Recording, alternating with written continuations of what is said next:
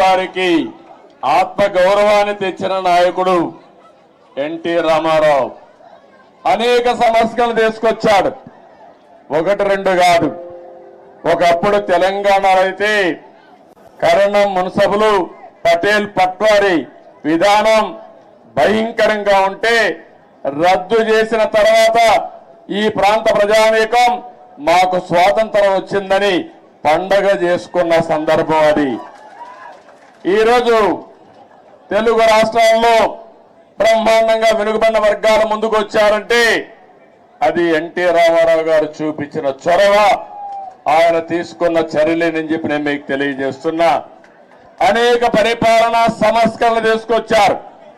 మొట్టమొదటిసారిగా దేశంలోనే సంక్షేమానికి నాంది పలికిన ఏకైక నాయకుడు నందమూరి తారక రామారావు గారు అని చెప్పి కూడా నేను మీకు తెలియజేస్తున్నా.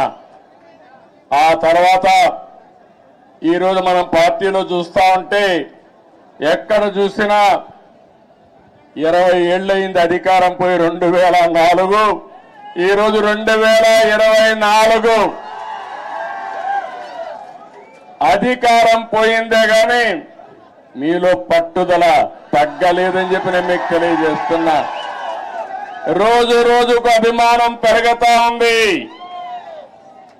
కొంతమంది నాయకులు పోయారు కానీ కార్యకర్తలు మాత్రం పోలేదు.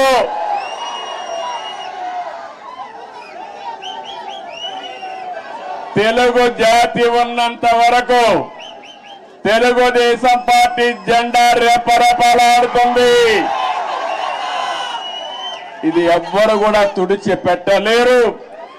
ఏ విధంగా అయితే నందమూరి తారక రామారావు గారు తెలుగు జాతి ఉన్నంత వరకు తెలుగు వారి గుండెల్లో ఉంటారో అదే విధంగా తెలుగు జాతి ఉన్నంత వరకు పసుపు జెండా ఎగరతానే ఉంటుంది. అయితే ఈ సందర్భంగా మనం కొన్ని విషయాలు కూడా మాట్లాడుకోవాల్సిన అవసరం ఉంది.